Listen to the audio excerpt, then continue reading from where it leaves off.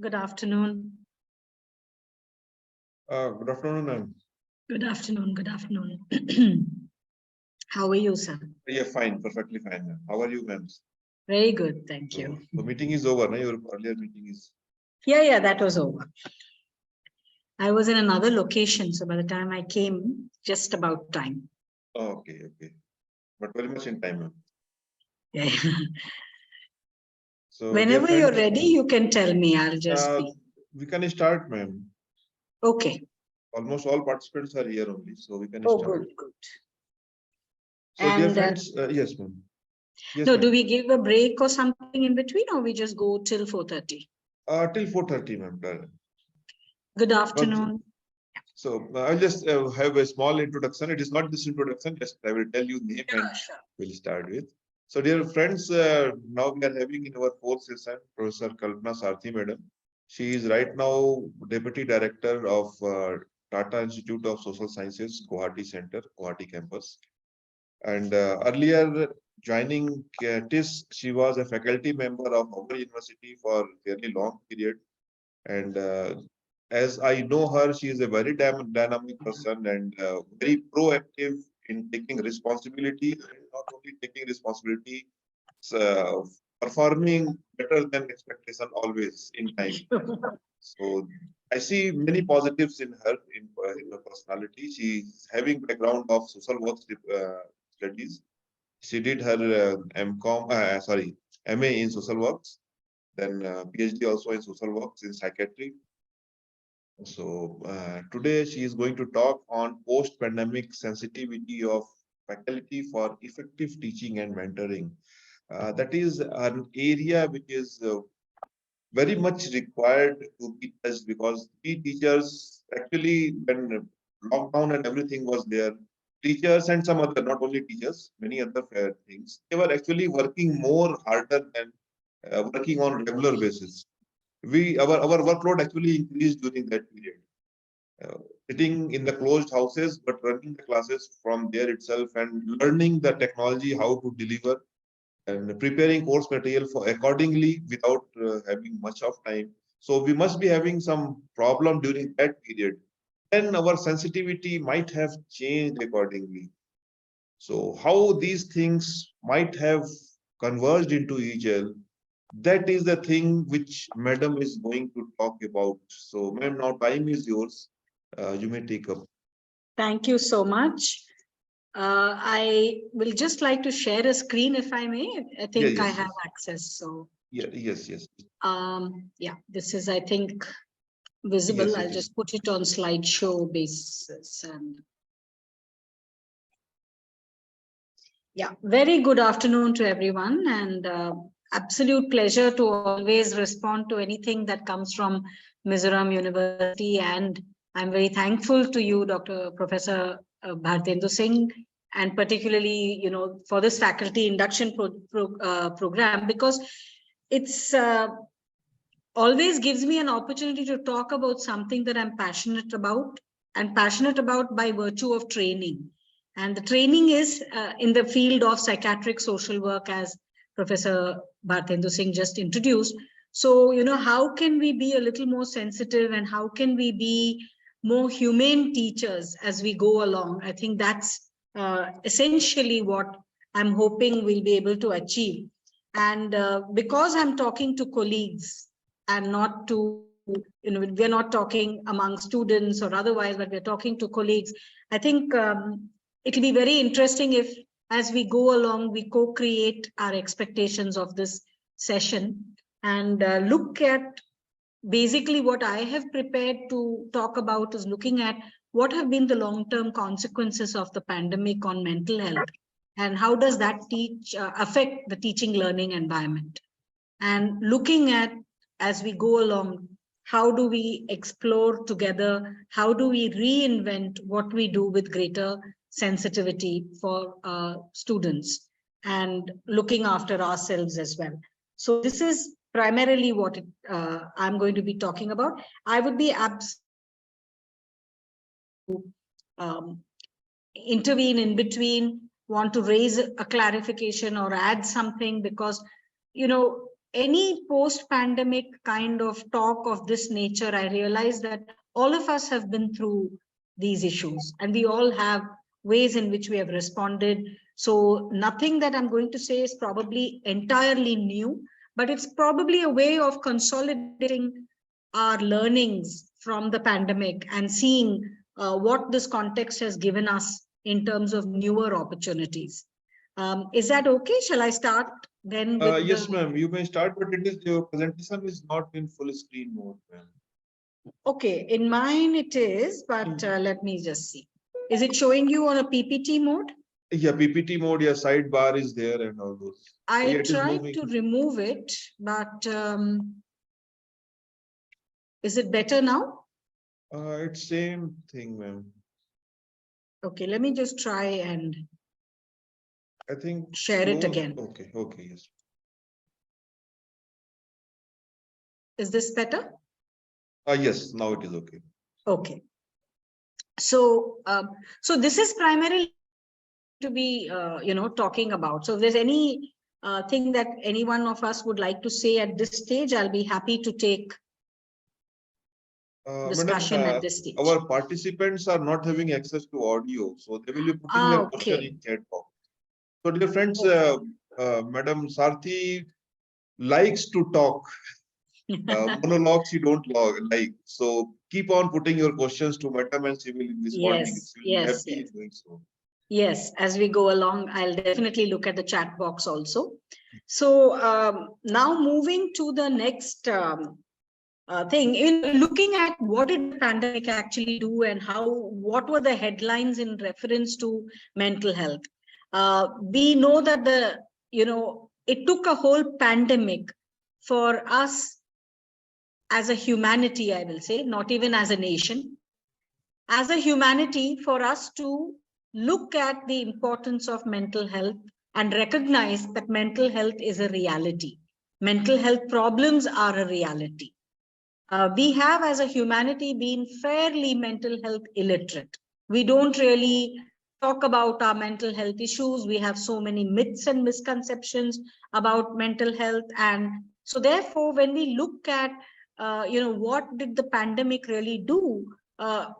Way back, even in 2020, as soon as the lockdown started, we started having all these different headlines that suggested itself. And it said that suicides are likely to increase in 2020. By 2022, we know this is a reality. Even in, the beginning of 2020 itself, in India, we had 326 deaths related to the coronavirus and the pandemic and the consequences. So whether it was the WHO or the UNICEF, we started talking about this. And a number of studies were done in different higher educational institutions. I'm going to link why the sensitivity is required, contextualizing it in mental health, but not going to be talking on mental health primarily, but looking at, the fact that our symptoms of anxiety jumped up in some studies that were done.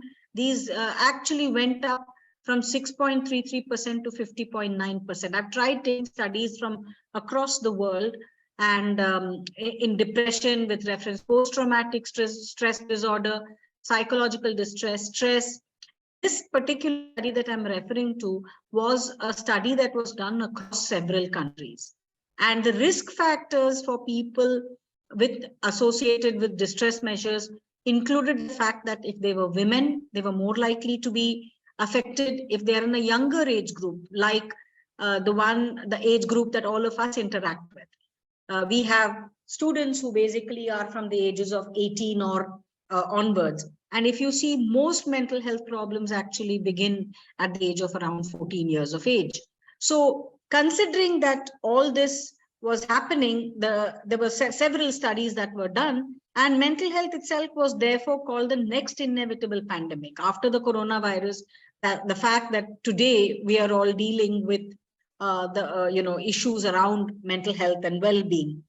The impact itself of COVID-19 on mental health was seen in the form of mental health symptoms, mental health disorders.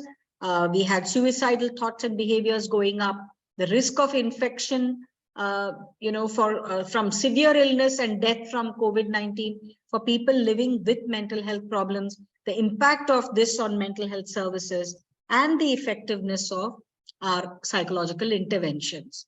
Now, I'm now talking about, some studies, and there are 2 or 3 parallel events that have taken place around this time. And one of it is the fact that we have a national education policy.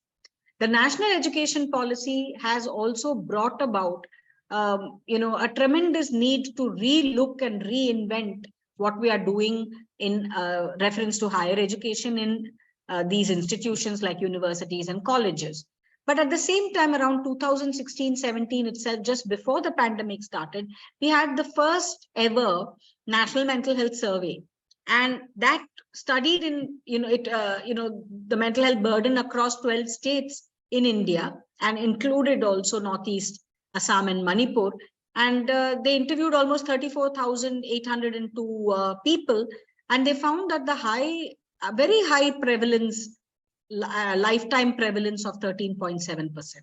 Lifetime prevalence meaning that at any given point of time, 13.7 persons per thousand are likely to be suffering from some mental health disturbance. The pandemic has only accelerated it. And if you look at, urban areas, it is much more. So for those of us who are teaching in urban areas, you will find that there is a higher rate over here, nearly 2 to 3 times more than in other places. And common mental disorders that included depression, anxiety, substance use disorders, all of this. I'm rushing through this because I know that you'll have already had one session on mental health already. So, but the fact is that today we have a context in which we have to relook at education.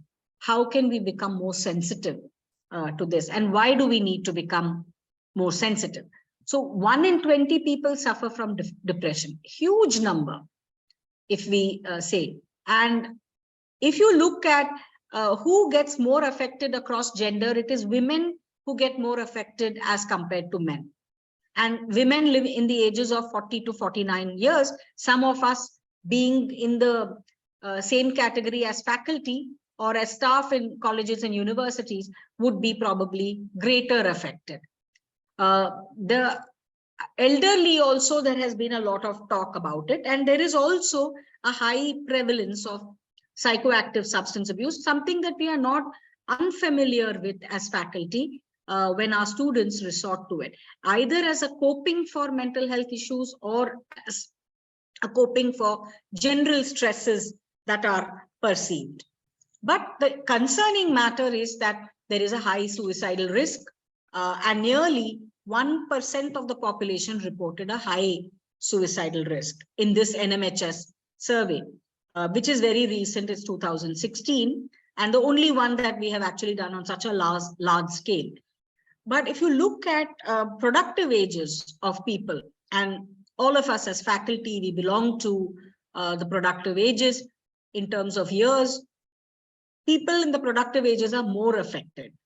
And both genders are affected, but it is higher morbidity in terms of male, if you look at overall the same, whereas if you look at specific disorders, you might find it higher in women. And we know that children and adolescents are also vulnerable to mental health disorders. Now, if we look at us as a civil society institution, and during the pandemic, what are the lessons that we have kind of learned to take forward? Because I don't know if we are still at a stage where we can happily say that we are in a post-pandemic phase, because the pandemic is still not completely gone from our everyday thinking. But the fact is that the active phase has probably died down. But as a civil society institution, we know that educational institutions are losing resources. There has been a cut in allocation of resources across the board after the pandemic, simply because the pandemic consumed so much of the financial resources. Now, with that, jobs have been lost, livelihoods have been affected, and the same applies even to universities. And funding whenever we are looking at funding for anything around the COVID-19, it is felt that it is ignoring very critical issues such as mental health, such as domestic violence, such as the need for addressing issues around the LGBTQ plus communities. Even if there is funding, it is not for the populations that we have just talked about. Physical health issues, yes, gets covered, not mental health. And for youth-led activism, for anything where we want youngsters to take charge, we find that they are at the highest risk of being left behind. So all these matters, when you look at it in vis-a-vis higher education, we are looking at how changes occur in the education scenario and how there is a transfer of more learning and support services online. And this has happened even in reference to mental health. We are offering more and more issues online, concerns of the people are being addressed online. And what all has happened, hostels have been closed. There have been a reduction in terms of the hostels. In many universities, we have actually increased the fees. And there is a cancellation of several incentives that were there for students as part of their learning opportunities, such as going on an exchange program or participating in festivals and all of that. That has again been cut. And graduation ceremonies, convocations. I know every one of us, even though we have regular convocations every year, we question, should that money be utilized in some other way? Because of the fact that people have lost so much in terms of their own livelihoods.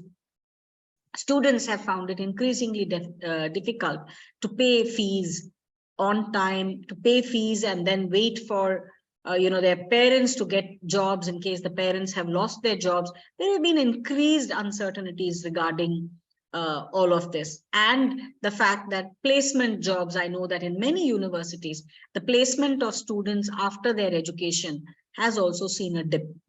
Where we used to boast of 100% placement earlier, it has come down in the pandemic years to as low as 56 or 60%, even in some of the institutions. So all this has meant that there has been something that is happening to our student population, which we need to recognize and understand. We do understand it, we do respond to it at a micro level. But this session is more of looking at what sensitivities are required by whom and at what levels.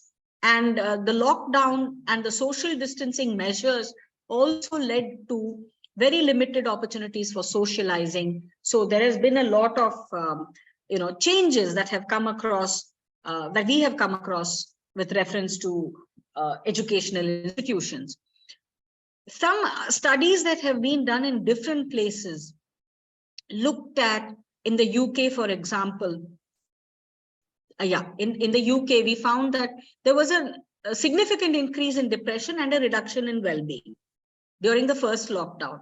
And that actually, in that period, the sample could have actually passed as clinically depressed had they the same. And there was an increase from 15% before the pandemic. So before the pandemic and after the pandemic hit and the lockdown began, you could see a rise as far as the figures are concerned. Shall I just take my video off, because I can see that there are messages that say my internet is not very stable. Okay, is this better? Okay, ma'am. Okay, ma'am. Yeah, thank you. So the second study that I was looking at, which was important, was that across the institutes and universities, students and faculty alike have had very disturbed sleep. And some studies have actually highlighted that sleep is a very important aspect of your biological functioning, and biological functioning is an important determinant of your mental health as well, because there is no health without mental health. You can't talk about being healthy if your sleep is inadequate. So they found that daily physical activity, good sleep, these may mitigate mental health problems. And they found that, however, that people's aggressiveness had gone down. Perhaps there was a recognition that, the fragility of existence, the fact that you can't take life for granted, all of this probably made a difference as well. Is the next slide shown? Yeah. No. Study Yeah. UK. Yes. Yeah, study in the UK. Yes. This was a study that was done, which basically looked at, standardized measures of depression, anxiety, resilience, and quality of life. And they had reached out to almost more than 1,000 students. And they found that high levels of anxiety and depression, with females scoring significantly higher than males. These are all studies done during the COVID-19 or immediately after, and relatively low levels of resilience. So suddenly we are finding that higher levels of distress are there among our students, higher levels of tobacco use, number of life events associated with pandemic and lockdown, worsening or weakening personal networks and relationships, and finally the financial concerns that were there. In studies done in the US also, similar things have been found. Anxiety, feelings of loneliness, depression, with over 59% saying that they have reported depression, reported worries for the health of loved ones.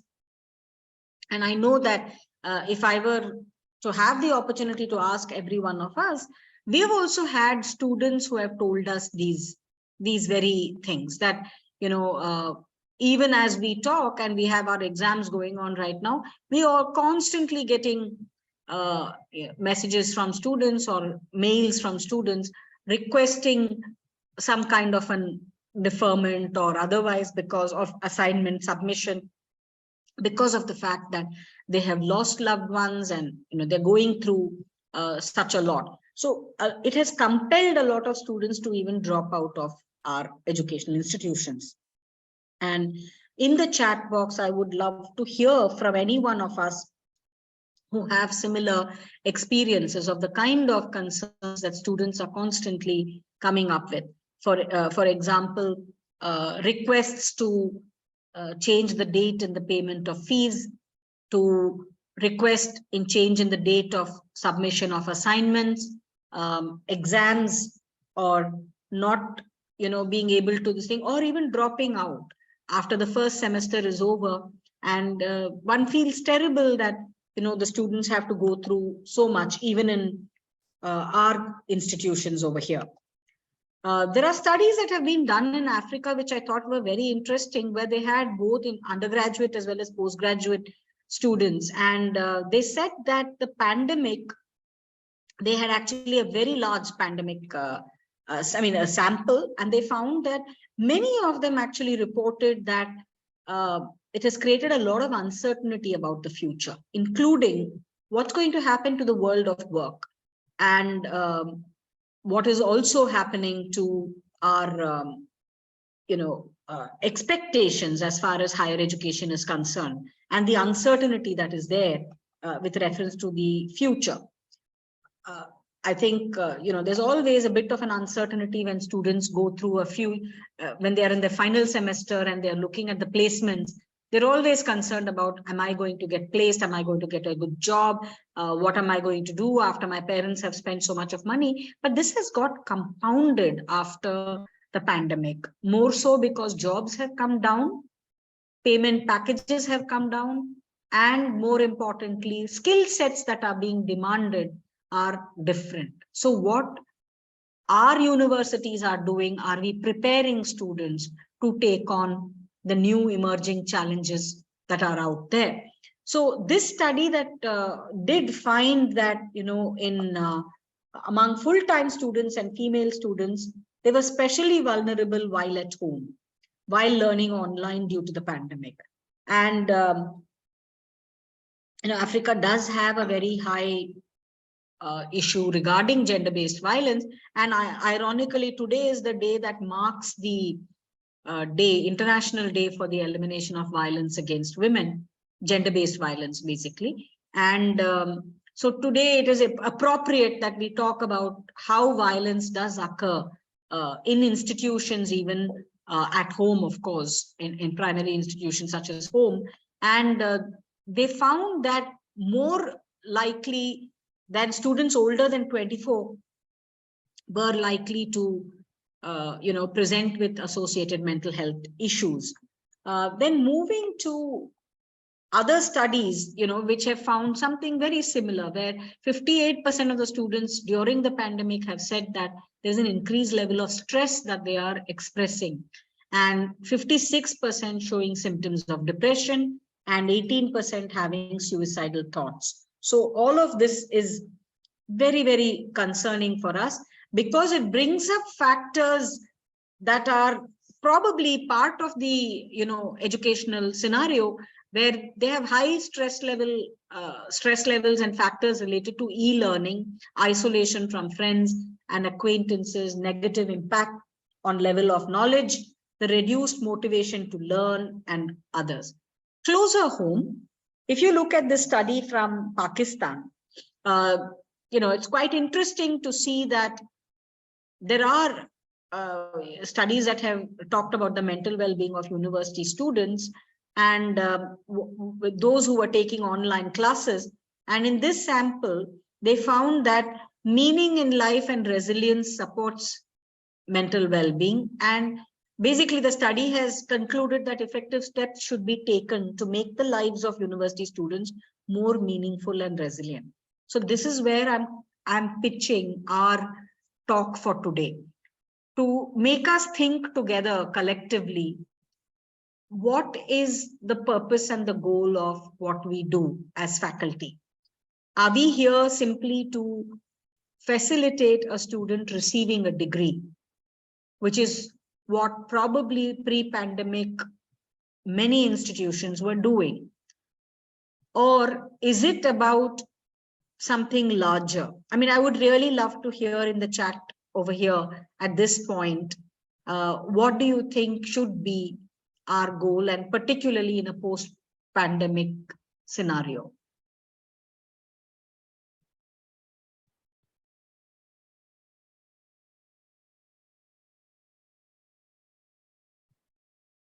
I'm just trying to aid the discussion by saying that,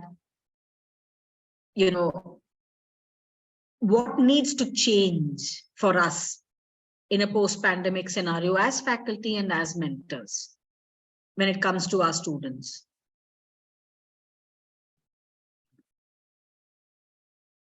Even if it's just one or two words, may I request some of you to type, because I'm sure that we are all thinking of these questions as we teach.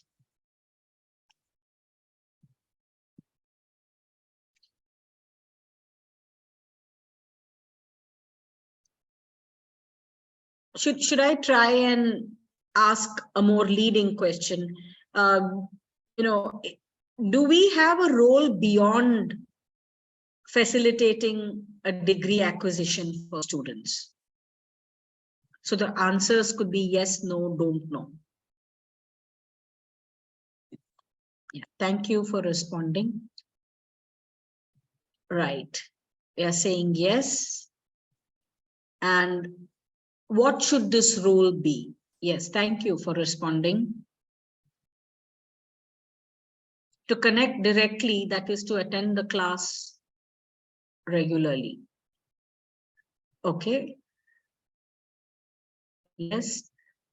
What could be our role beyond just, teaching in a class? In institutions like the Tata Institute of Social Sciences, where I work, we often say that we are not there to just provide information to students. And I'm sure that it's the same for many of us who are sitting here, because in today's digitally connected world, people can acquire information at the drop of a hat just by clicking a button sitting at home.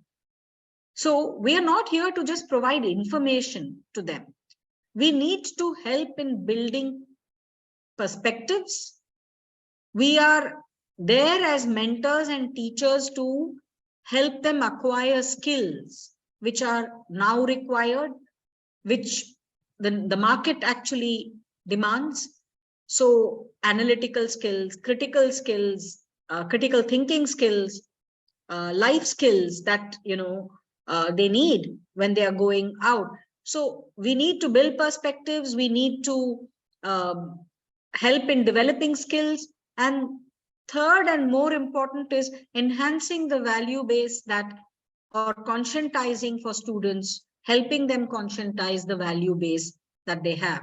And that opportunity we have to have in the classroom now, post-pandemic. Yes, I'm glad you wrote motivating the students towards creativity. Very, very important. Enhancing the motivation that students come with, enhancing the creativity that is already there, fostering or encouraging or providing an environment where there is creativity. So all of this is necessary as we go forward. I'm now showing you a study that was done in Mizoram by the Mizoram University, I think the Department of Education. This was probably in 2021 itself, fair pandemic itself. And in this study also, using a cross-sectional design, there were almost 894 students who had talked about their mental health.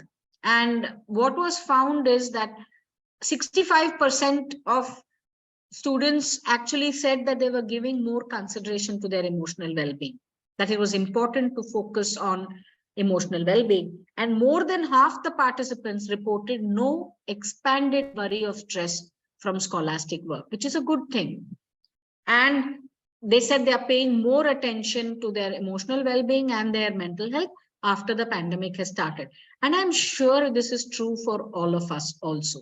Unfortunately, it has taken a whole pandemic for us to understand that mental health is an important aspect of our life. And so when we understand mental health, this is the definition. So I'm not going into details, but can we look at this definition and say that, how many of us feel that this applies to our state of mental health now, that we are able to realize our needs without any issues, we are able to cope with the normal stresses of life, we can work productively and fruitfully, and we are able to make a contribution to our communities. I have added in parenthesis, I've added the pronoun there because his and her suggests that it's only men and women in society, but we have a whole LGBTQ plus community that needs validation. So I've added this because the definition did not have anything beyond men and women, because it's a very old definition. But if you look at this definition, can we realize our own abilities? The pandemic has taught us that we are unable to. If suddenly education became digital, and through the use of digital technology, how do I realize my own abilities as a teacher? Forget as a student. Was I prepared to be able to realize my full potential as a teacher in these 2 years? And I know that from my own self, although the institute supports us in every way, it oriented us, it gave us a lot of scope for understanding how to deliver, how to cut short your or customize your course to offer it online, and what kind of changes we need to do in assessment, in terms of interaction, in getting participation from students. All that was done. But did I realize my own abilities to the fullest? Not to my satisfaction, at least, right? But pandemic was not a normal stressor. It was an extraordinary stress. We say can cope with the normal stresses of life, one can.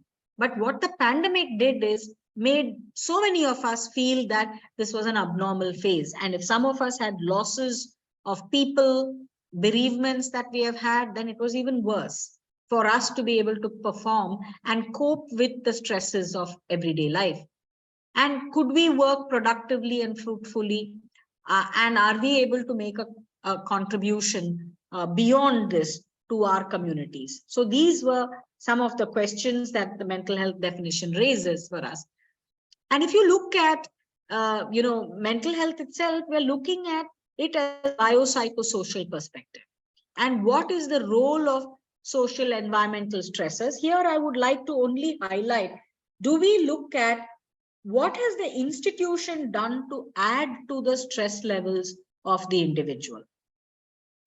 Is it possible, unknowingly, in all good intention, to try and keep, and I know that many institutions, including us, we were very happy with the fact that despite all challenges, faculty, staff, and cooperated extremely well to finish.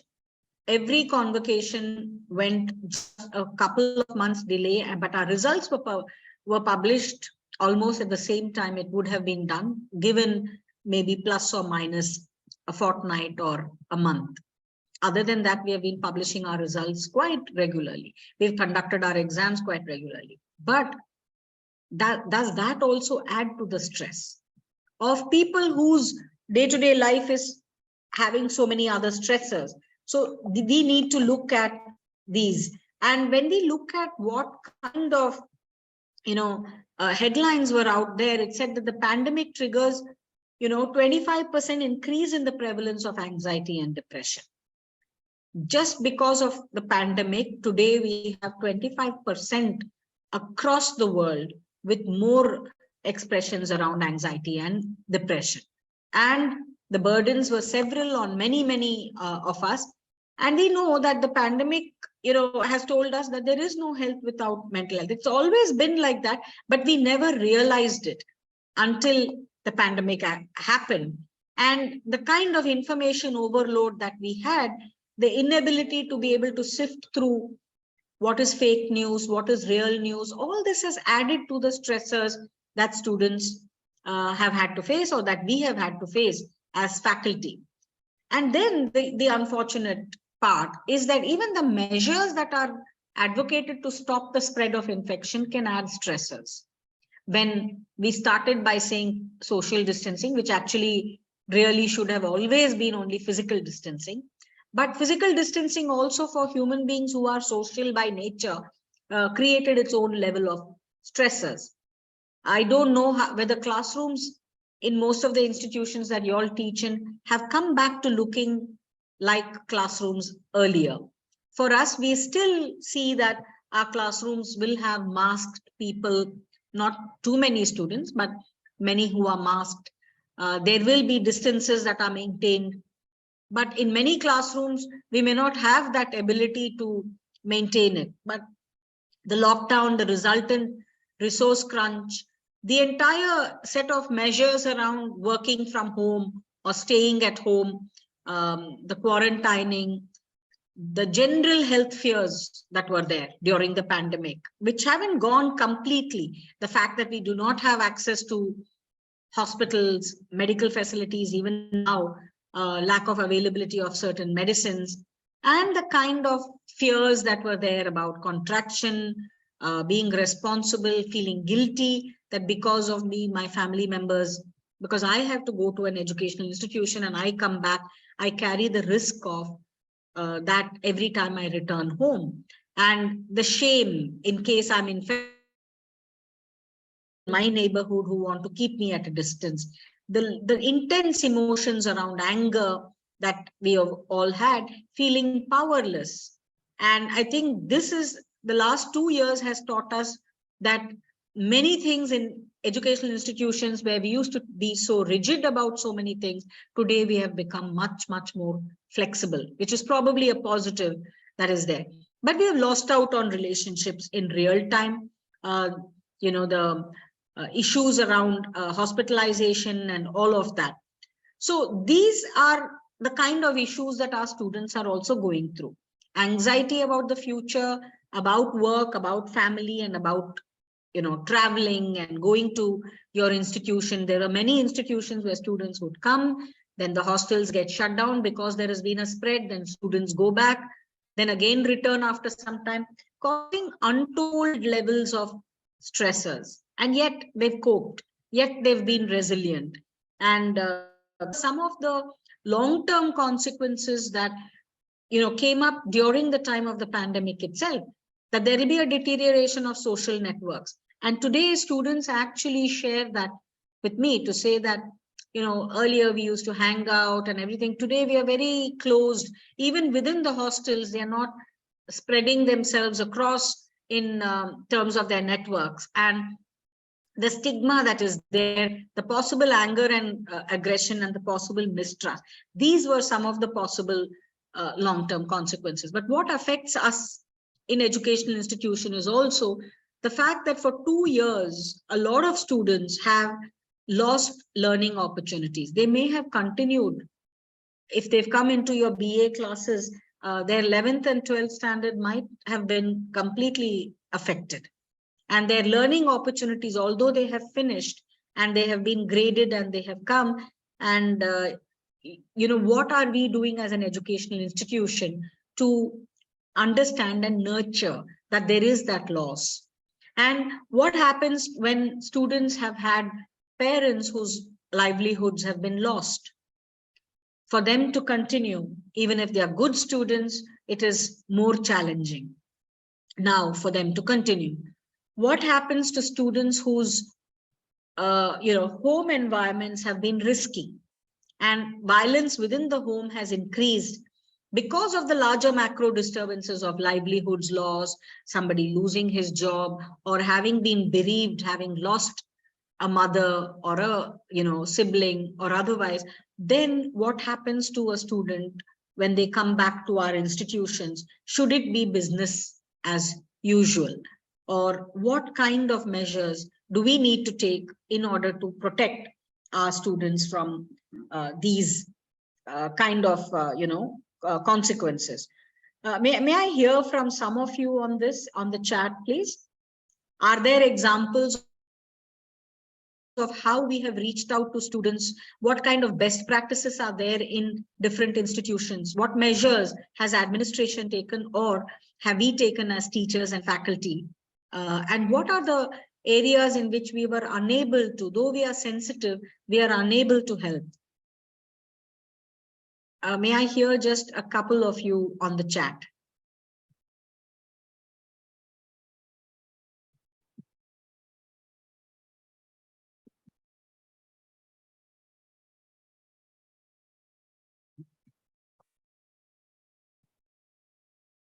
I'm just trying to consolidate this online learning as an effective teaching thing, so that it's always nice when you have a bi-directional flow of conversation. Are there any institutions within those of us who are here, who are representing different institutions, that have actually had some very good practices that can work to see how do we consolidate these learning losses? I know that it's a struggle, although we have had classes online with students in the first year of the MA program. It has been completely online, and then they come to us in their final year. There are so many things we have to rework, and we can't presume that just because we have taught it, that that's something that has been learned and absorbed. And that sensitivity on the part of our system or on the part of the faculty is very, very necessary. There is a lot of frustration among faculty that, we can't be again redoing a lot of those first year courses just because it was online. And so some of these universities and institutions, we actually thought of a bridge course. And I know that for some of our students, they have actually said there are certain courses which I couldn't understand online.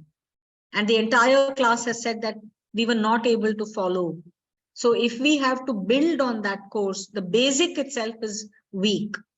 So can we think of a modular workshop where we look at how to pitch what is absolutely a core and essential for them before they build on that knowledge?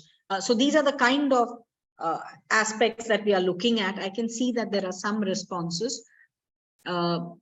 Bridge courses, like we were saying. And we also, I know that there are some windows of opportunity where we tried different measures with our students, some very successful, some not so successful, but whatever effort is there, it is directed at ensuring that we reflect the sensitivity as a system. Now, in a magnitude of the pandemic, that in the way in which we have had, it affects everybody. There's no one who is untouched by something, but we of course suffer in different ways. So whether it's individuals, children, youth, women, men, older adults, all are affected. Marginalized groups, there are people who are more severely affected among our students.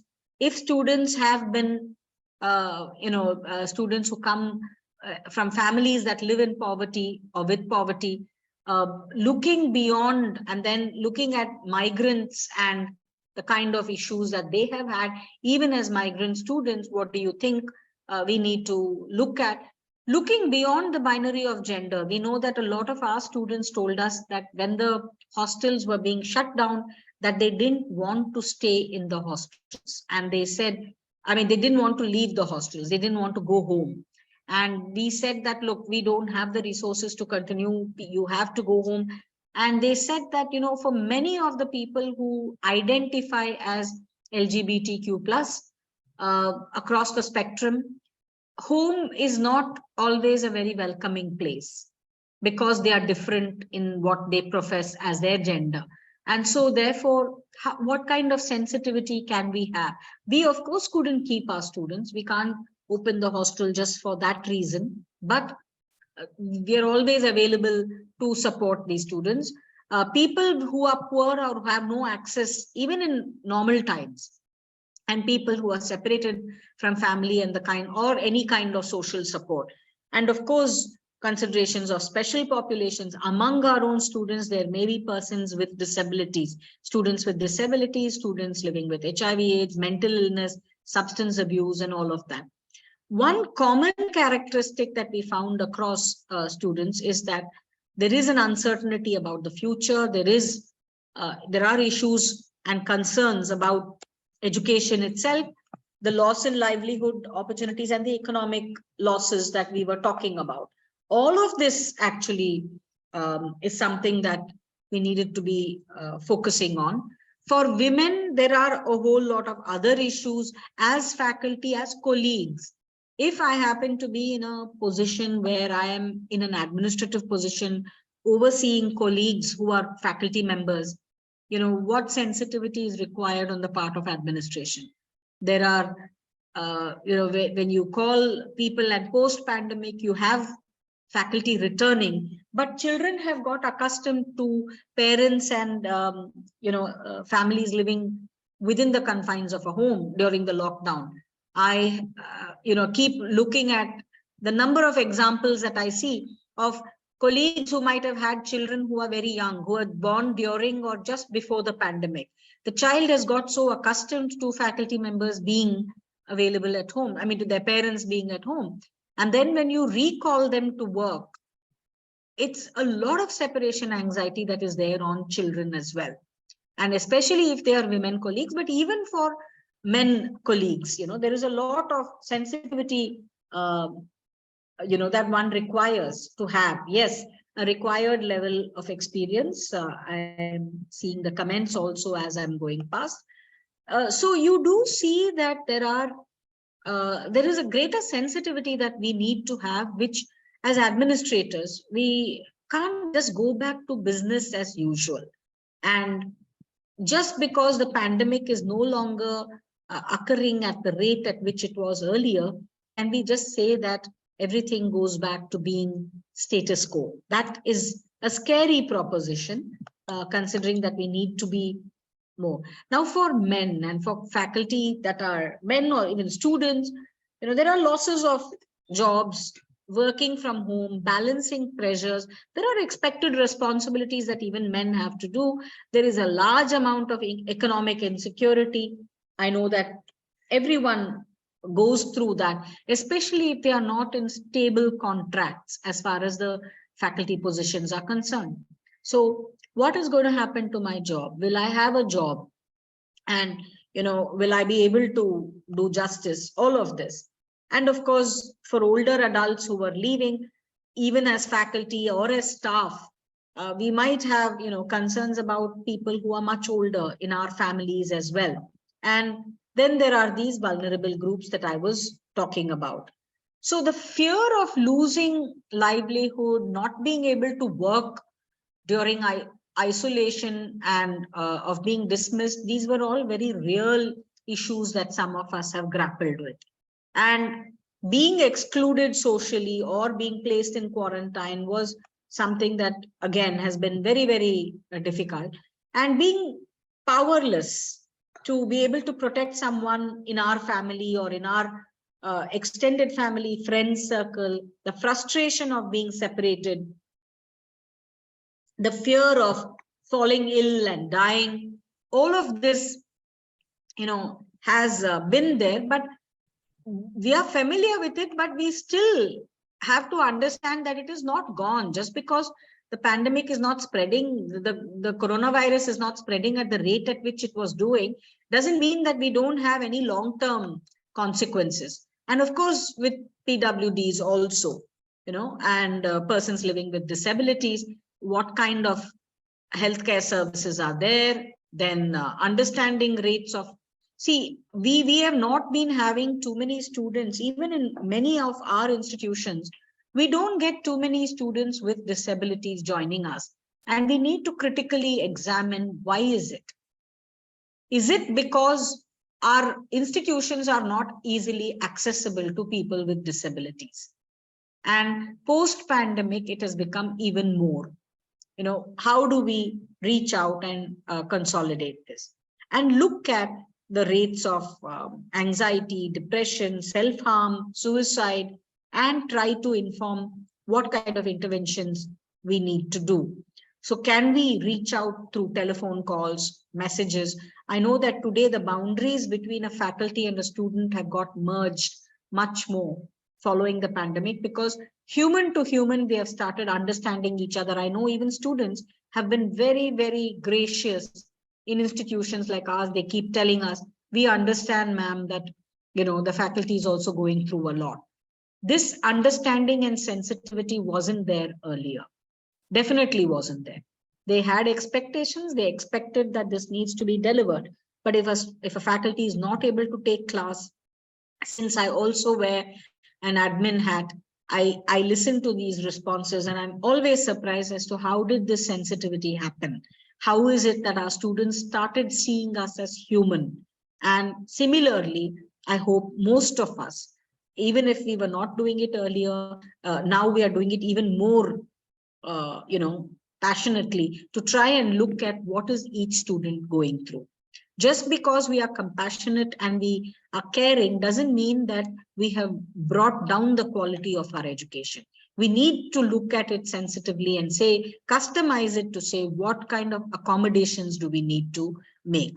We don't have a concept of formal accommodations in our educational system, but in countries like Canada, they have something called accommodations, where you can actually have differing kinds of evaluation based on what a student is going through. These are more in community colleges. For example, if you have a community college and you have substance abusing students who are coming there, who have lost education, 7 years, 8 years of education, and they're coming back for a master's well into their 30s. You don't have to give that person an assignment in the same way that you would give an assignment perhaps to other sets of students who are in your regular roles. Those kind of accommodations formally can be done in other countries. Unfortunately, we can't, but at an informal level, we can definitely be more sensitive to seeing, how do we help students to cope with the stresses that the pandemic has imposed on them. And if you look at this, post-COVID stress disorders have actually increased. And this is, today when we have faculty sometimes who might say, I don't think we should continue to look at the pandemic as if it's with us. It's high time we get back to normal ways of functioning. but the times are abnormal.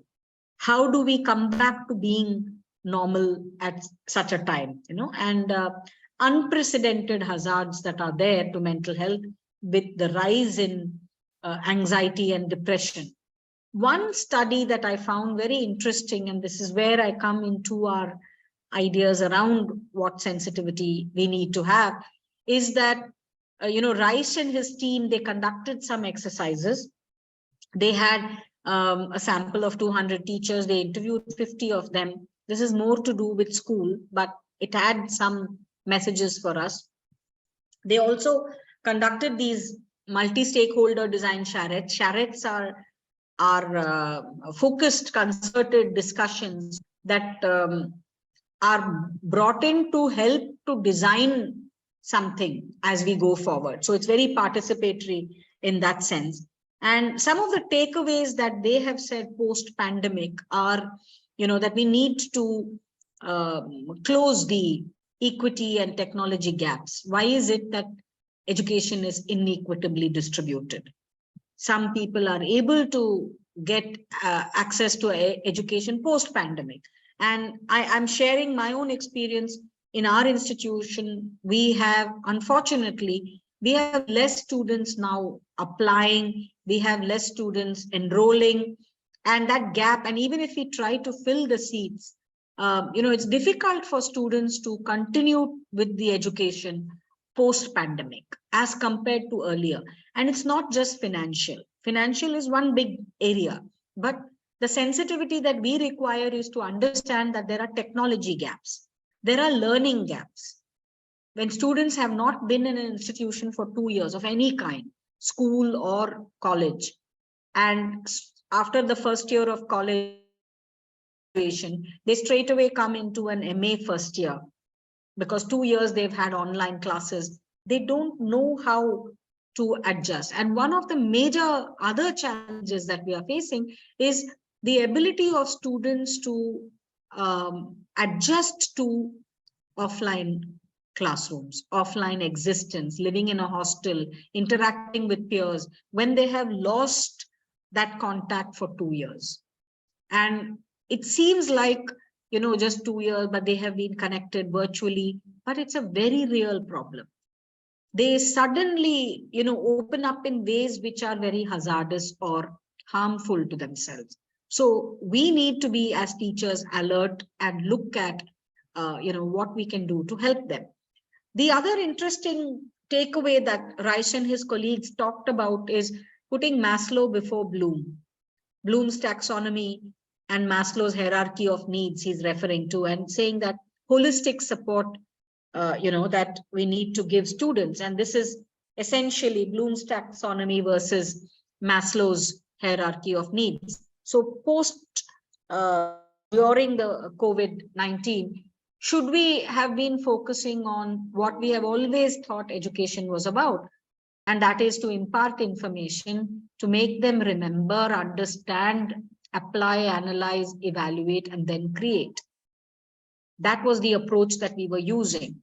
But in Maslow's hierarchy of needs, if you look at the bottom part of the pyramid to the right side of your slide, it says, are your students' needs, basic needs, being met?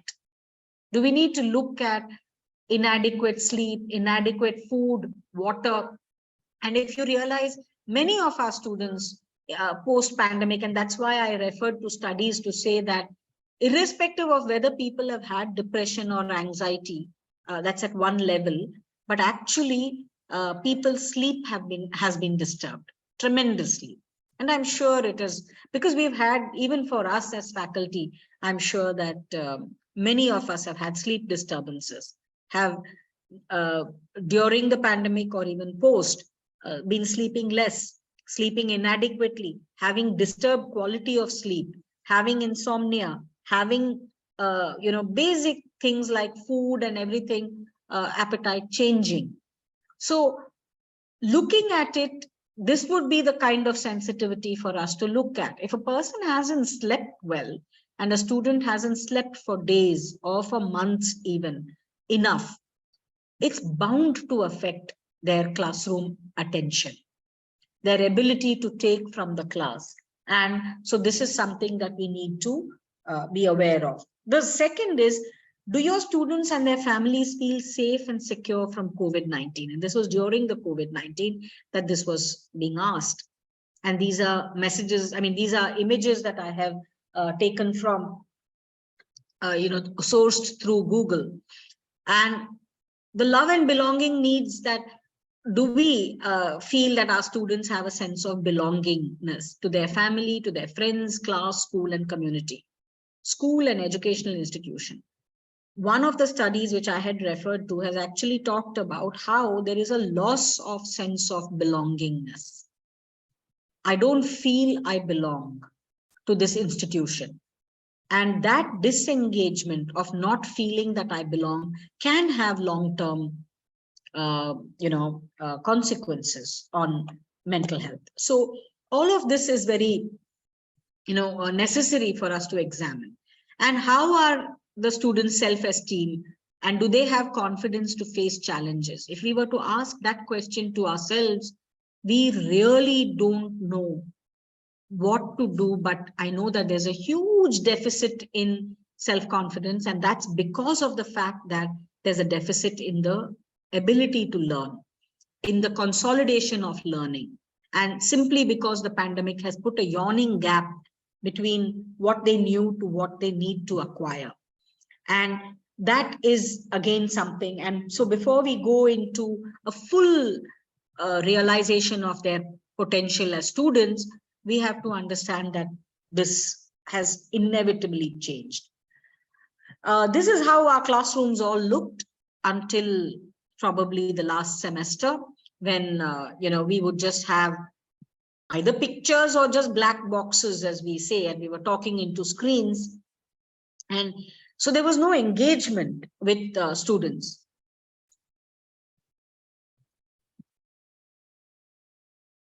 This, I thought, was a very nice picture, which actually, it tells us how from a book stage and learning towards digital and technologically aided learning, how much has changed in our scenario of the teaching learning environment. So what changed?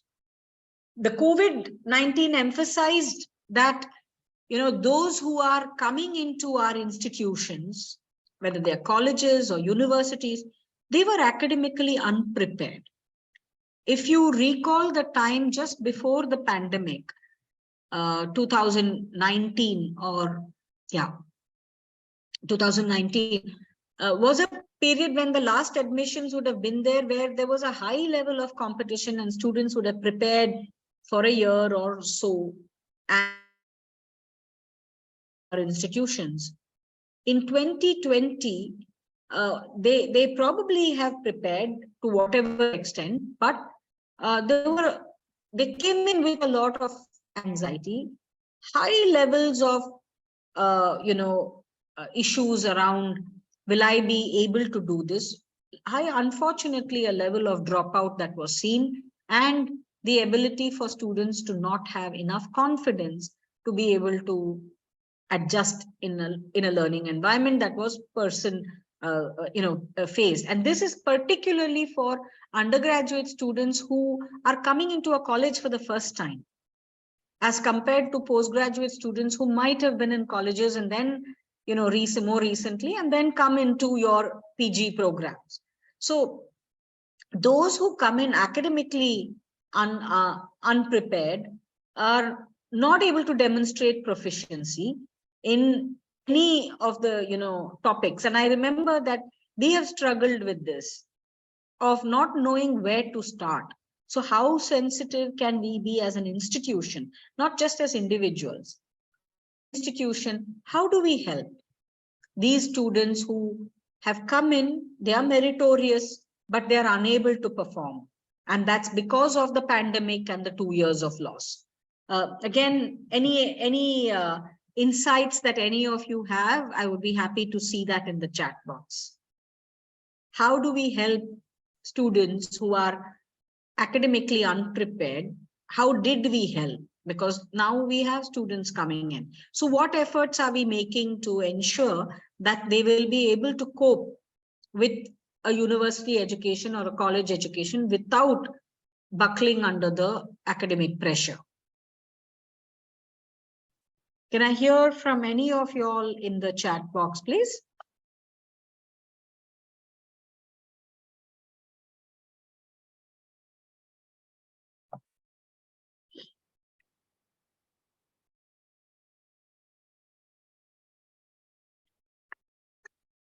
Thank you. By motivating them to do regular studies, yes, and understand the concept well. I agree that motivation is a big part of this, but also I think we have had to reorganize and work on our remedial programs. We've always had remedial programs. We've now had to extend it to not just some, but look at very, concrete remedial programs where the ability to feel confident comes through your ability to engage with the topic. I know that, yes, the remedial classes, that is one option definitely that we need to work on. But more importantly, also looking at very innovative motivational talks. I mean, I know that recently what we have done is, this has been student led. So if you have a very active, vibrant student body, then they also start inviting different resource persons, doing activities and engagements outside the class hours, which have motivated them to actually feel more engaged with the environment. One of the problems when it comes to mental health is when you start feeling disengaged with the environment. If I feel I don't belong, then there's no onus of responsibility on me to perform. It's only when I feel I belong to this class or this course or this institution, I'll be compelled to do, something like that. So that is one or two of the suggestions. Thank you for those of you who put in those messages in the chat box. So some of the key questions that I would, think that we need to ask ourselves is, what academic support is offered at the institution or in your classroom for incoming underprepared first-year students who are academically and demographically diverse? In our kind of institution, the diversity is huge. We get 66% of our students from the Northeast by reservation, and 33% is from anywhere in India. So when you have that kind of diversity in every classroom, we need to do something to support them academically. So similarly, what we have done is we have a whole lot of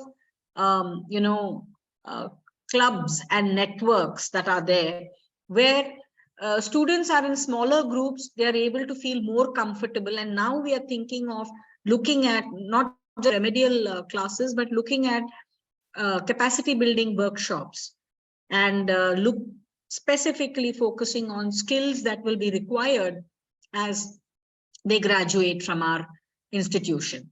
What is the job market looking at?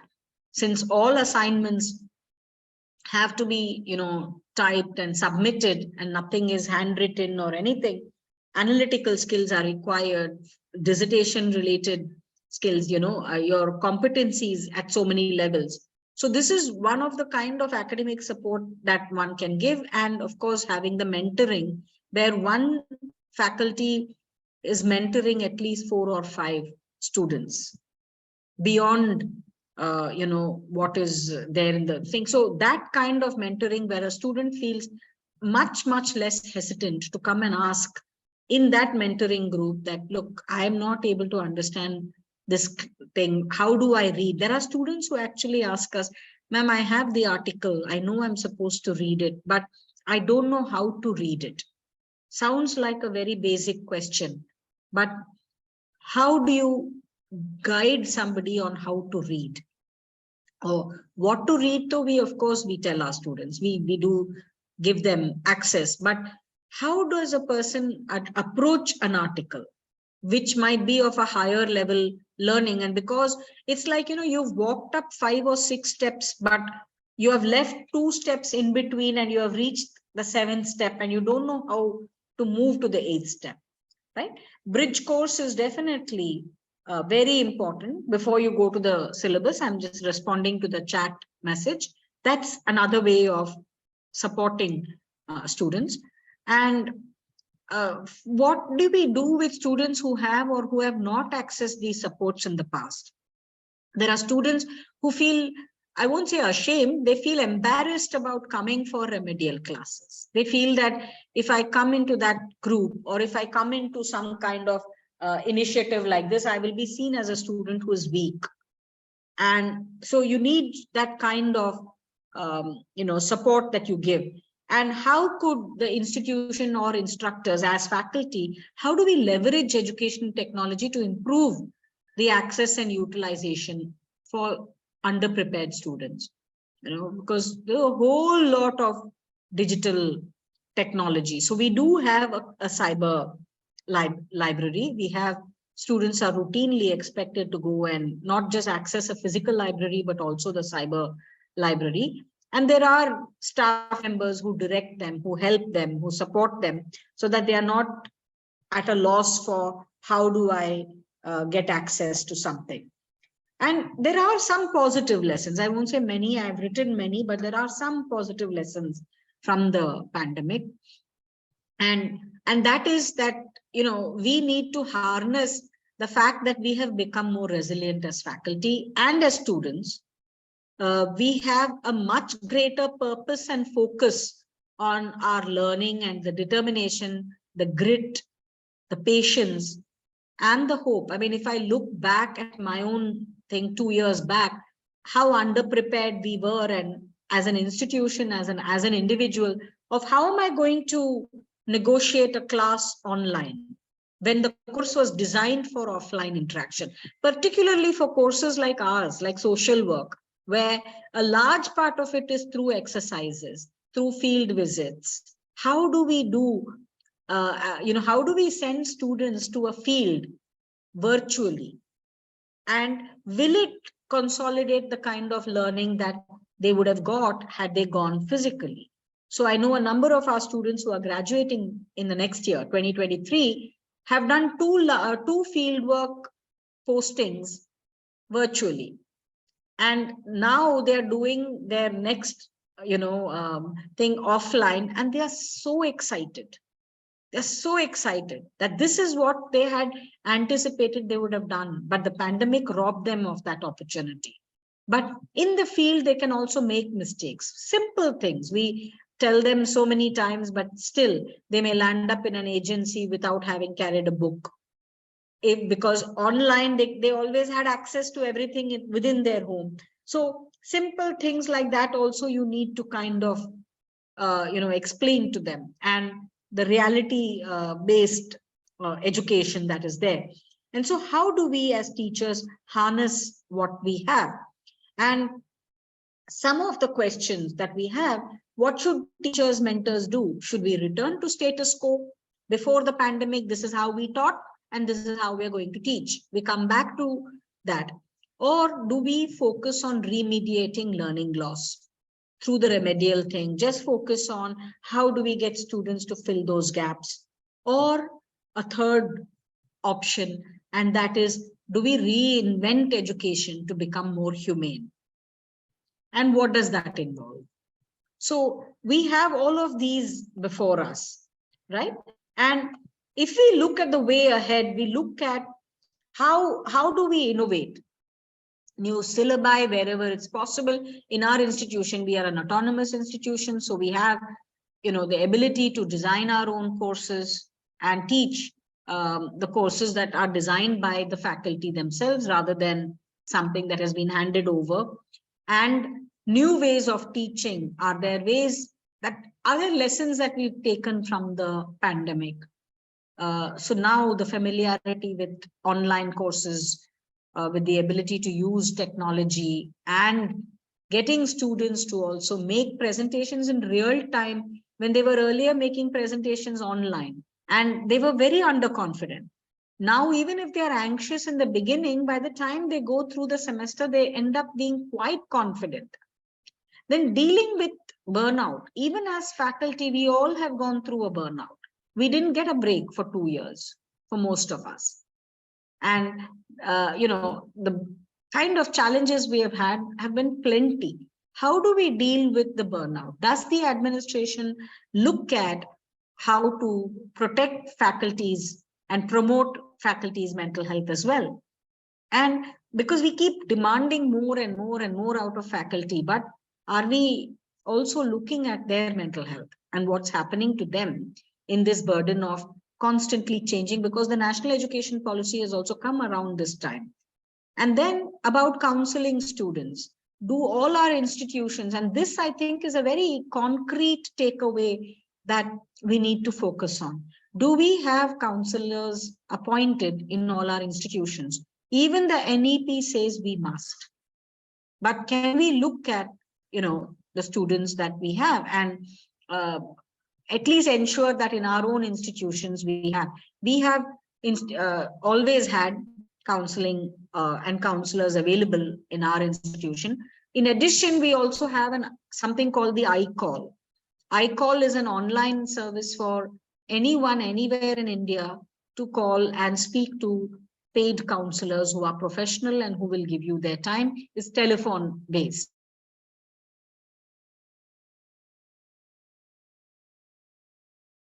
Of the students anywhere can actually access it, and not just students of TISS. So, but that's important that we, have that ability, because there are certain things I may be from a background of mental health and I may be a counselor, but I can't offer counseling to students who are enrolled in TISS as a policy because there's a conflict of interests. So therefore we have paid counselors who handle the counseling needs. And we have teachers and faculty like us who work on what we are expected to do. And what kind of support from administration in terms of flexibility, in terms of autonomy, and what are the concerns that we have? One of the issues is that the teachers are the closest to the issues experienced by students. Students, rather than talking to anyone else, sometimes not even to their friends, would rather share with a teacher who is seen as humane. So we do know that, there is a scope for how do we rework certain things so that that student feels less stressed if the stress is caused by a system. Then the fact that there are widening inequalities, which we see all the time, and the fact that we also need to listen to our own colleagues. What are the issues that they are going through is something that is also part of the sensitivity that we require post-pandemic, because we may have all, gone through issues, we might have overcome, some might still be struggling, but the fact that some will always feel more affected than others is something that should not escape our attention. And so the role of teachers, we say, is identification, prevention of mental health issues, prevention of mental health problems, research as faculty, getting engaged to knowing what our students are going through, what requirements are there, and what we need to do, our own self-care, building our own networks and support systems, and of course, referring somebody if the person has a problem that you cannot actually deal with, right? And the role of administration in an educational institution is to appoint trained, qualified counselors, build peer networks, build referral systems, because when you don't have, and peer networks are very important, encouraging students to be available for each other. And I found this very, very much changed after the pandemic, that networks are not as strong as they were before the pandemic. And because students have not known each other for 1 year of their program, they come back in the second year of masters, if it is a PG program, they're getting to know each other. By the time they get to form their networks in a strong way, it's time for them to probably graduate. So why is it a concern? It's a concern because when I have a sense of belongingness to a network and I am able to talk about my issues, ventilate express what I'm going through. That's very important for a student. A student who feels disengaged is more likely to go into depression, is more likely to attempt taking or indulging in self-harm or attempt suicide. So peer networks is something that we as an institution must help in building. And so encouraging students, there is a flip side of everything that we do, but of course they get too engaged, over engaged, and then academics becomes less of a priority. But at the same time, we need to encourage and nurture, where there's nothing that students can't actually achieve when they set their mind to it. So starting drama clubs, music, cultural issues, sports issues, all of this is very important if we want students to feel engaged and connected and do better or perform better in terms of their own academic work. And what are the functions of universities in this regard? Uh, that besides being repositories and generators of knowledge, there is an obligation to see that when students graduate from us, they are ready for a job market.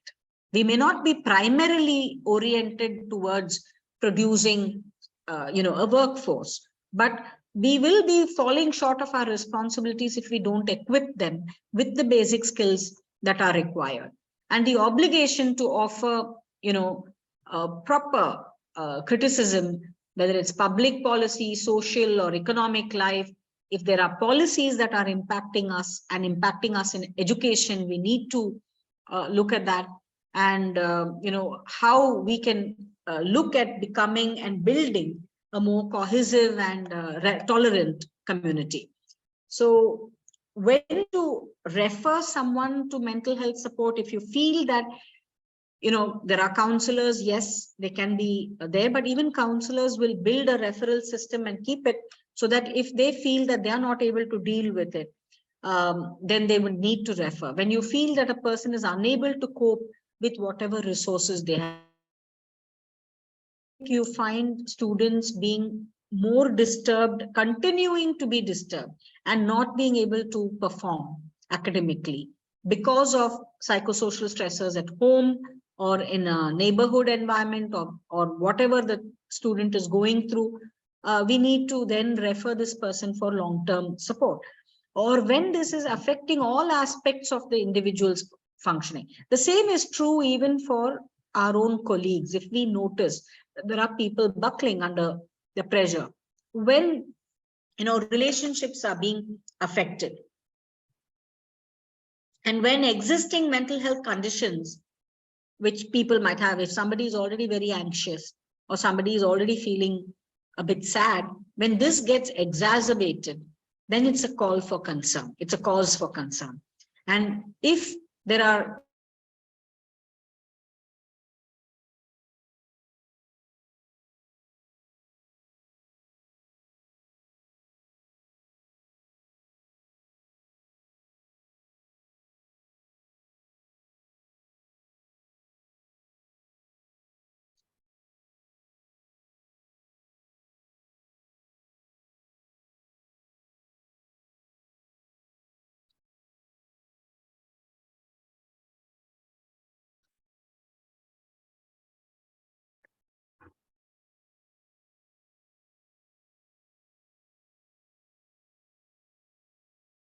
I think Madam got disconnected, some internet related issue. So let's wait for a couple of minutes. I will get some message from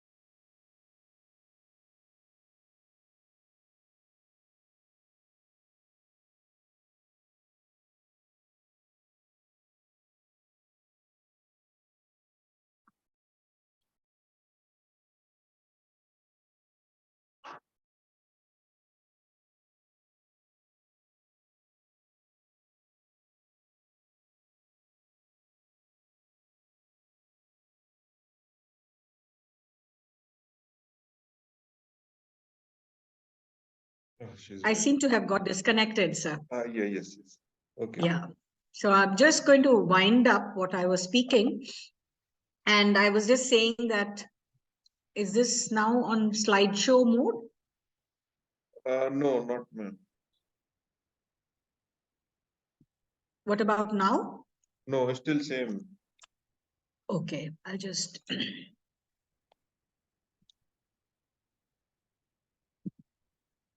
I'll have to stop and share again. Yes. So I was just quickly saying that, just a second, sorry.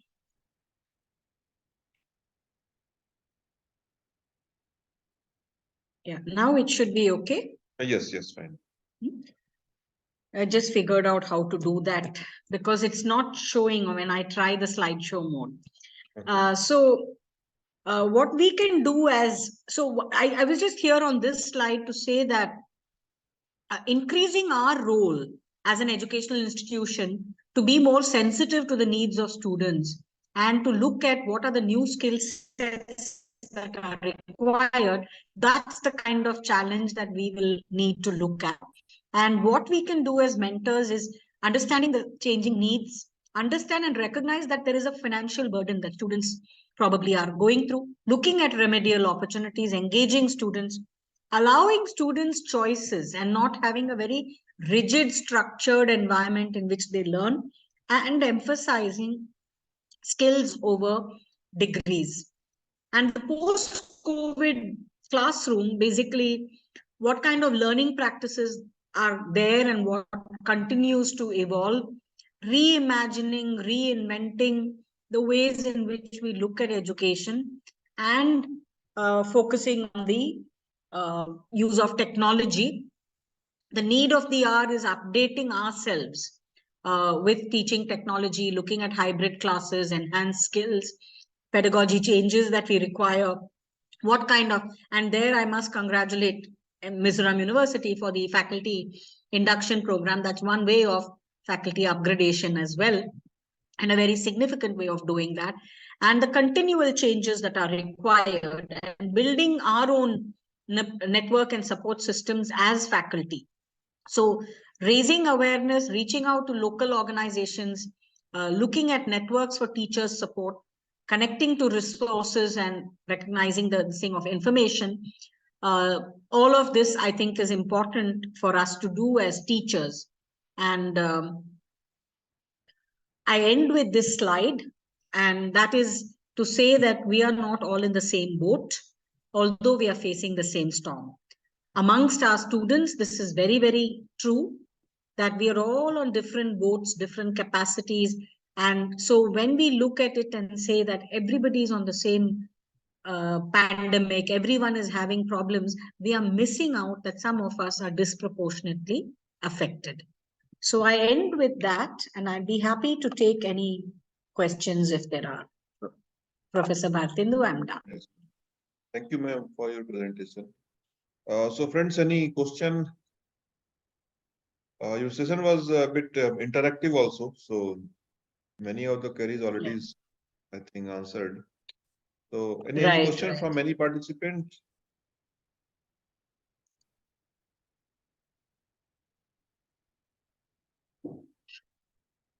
Thank you only is coming, ma'am. Yes. No questions. So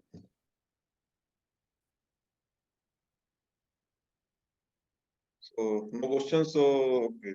Okay, That's then fine, better we end this session here itself, ma'am. So thank sure. you for. Thank you very much. Thank you, ma'am. Thank Bye-bye, you for everybody. sparing your time. Thank you, ma'am.